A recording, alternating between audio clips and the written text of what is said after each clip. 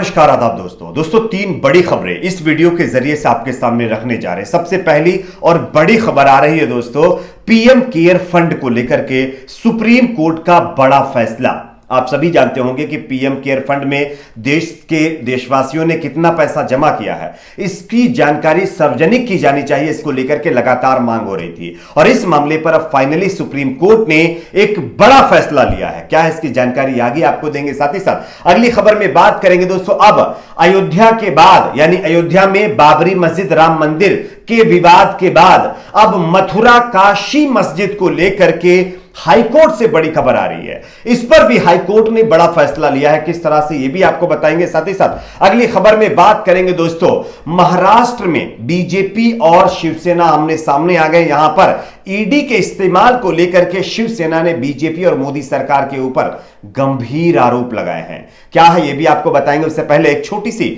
Request दोस्तों आपसे करेंगे, अगर आपको भी लगता है कि हमारे देश को आज भाईचारा एकता की जरूरत है और हमारे देश में भाईचारा एकता कायम होना चाहिए, अगर मेरी इस राय से आप सहमत हैं तो वीडियो को लाइक करके अपना सपोर्ट जरूर दीजिए। बात करेंगे पहली और बड़ी खबर की। आप सभी जानते होंगे काफी दिनों से यह मांग होती चली आई है कि पीएम केयर फंड में देश से कितना पैसा जमा हुआ है, इसकी जो है एक तरह से जानकारी जो है सार्वजनिक होनी चाहिए। देशवासियों को इसके बारे में पता होना चाहिए कि पीएम केयर फंड में अभी तक कितना पैसा आया है और कितना पैसा कहां कहां खर्च किया गया है, और इसका जो है ऑडिट होना चाहिए। लेकिन इस मामले पर मोदी सरकार लगातार आनाकानी कर रही थी और यह कह रही थी कि नहीं, इस मामले पर हम ये मामला सार्वजनिक नहीं कर सकते। खैर, इस मामले पर अब सुप्रीम कोर्ट यानी सर्वोच्च न्यायालय की तरफ से बड़ी खबर सामने आ रही है। एक खबर हम आपको दिखाना चाहते हैं, आपकी स्क्रीन के ऊपर खबर आप देखिए। सर्वोच्च न्यायालय ने प्रधानमंत्री नागरिक सहायता एवं आपात स्थिति राहत कोष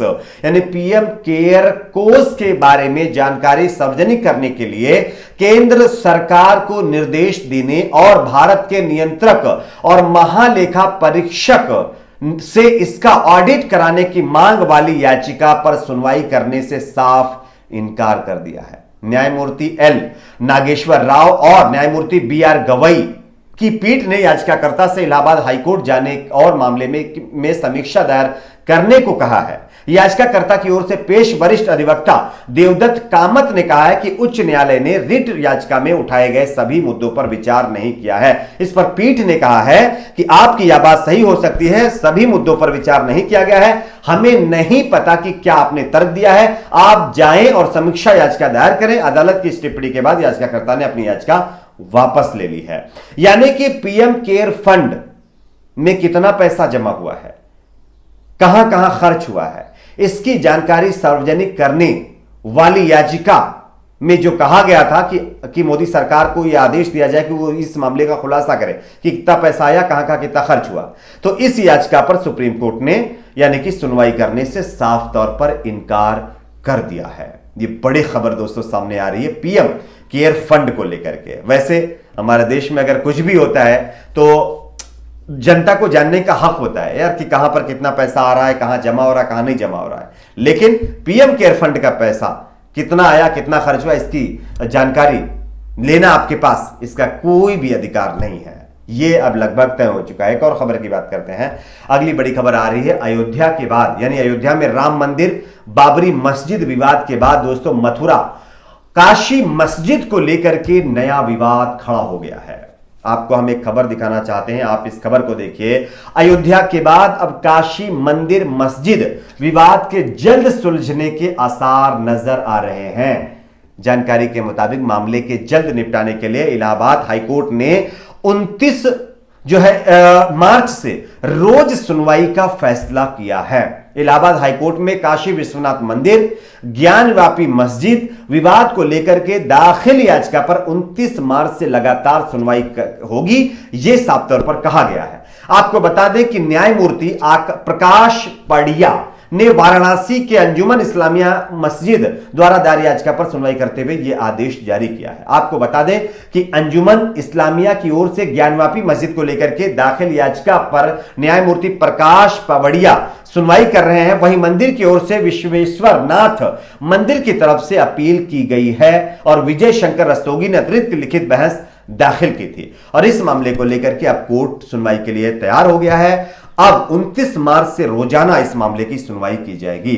आपको बता दें कि 15 यानी अगस्त 1947 का दिन था, वैसा ही बना हुआ धार्मिक स्थल अभी भी यहां पर है, लेकिन अभी तक यानी जो काशी में मस्जिद विवाद है वो सुलझा नहीं है।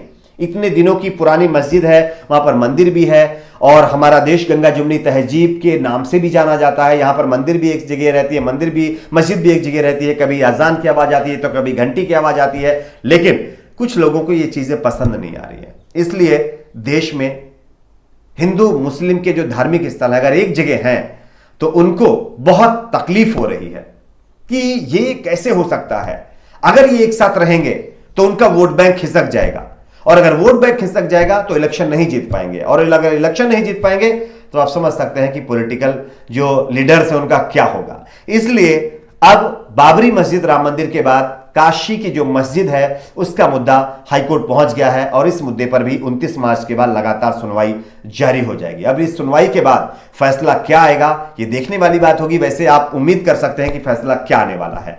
एक और खबर की बात करते हैं दोस्तों। अगली बड़ी खबर आ रही है महाराष्ट्र से। महाराष्ट्र में बीजेपी और शिवसेना लगातार आमने सामने है दोस्तों। बीजेपी शिवसेना के ऊपर आरोप लगा रही है और शिवसेना बीजेपी के ऊपर आरोप लगा रही है, लेकिन अब ईडी की यानी कार्रवाई, ईडी के इस्तेमाल को लेकर के शिवसेना नेता संजय राउत सड़कों पर उतर आए हैं। हम आपको एक खबर दिखाना चाहते हैं, आप इस खबर को देखिए। शिवसेना सांसद संजय राउत ने गुरुवार को आरोप लगाया है कि राज्यपाल और परिवर्तन निदेशालय ईडी केवल महाराष्ट्र और पश्चिम बंगाल की सरकारों को निशाना बना रहे हैं। उन्होंने कहा है कि यह सब केंद्र के इशारे पर हो रहा है। उन्होंने यह भी कहा कि हमें डराने के लिए वे केंद्रीय जांच एजेंसियों का इस्तेमाल करके महाराष्ट्र और शिवसेना के भावनाओं को दबा नहीं सकते। हम राज्य भर में उनकी प्रतिशोध की राजनीति का पर्दाफाश करेंगे। हमारी आवाज दबाना महाराष्ट्र का अपमान है। यदि कल लोग केंद्र सरकार के खिलाफ सड़कों पर उतरेंगे तो केंद्रीय एजेंसियों और उनके मददगारों का क्या होगा, यह कहते हुए शिवसेना ने बीजेपी के खिलाफ मोर्चा खोल दिया है।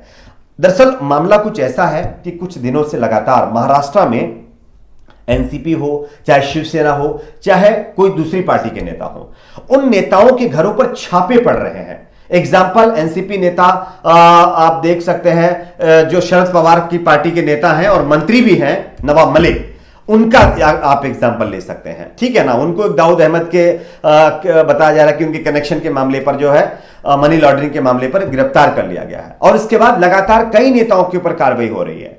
तो इसी कार्रवाई को लेकर के शिवसेना बीजेपी आमने सामने आ गए हैं। आपकी अपनी क्या राय दोस्तों, आपको क्या लगता है जिस तरह से ये ईडी की कार्रवाई चल रही है, ये बदले की भावना है या सही में हो रहा है? नीचे कमेंट सेक्शन में जरूर बताएं। वीडियो को लाइक शेयर, चैनल को सब्सक्राइब जरूर करें।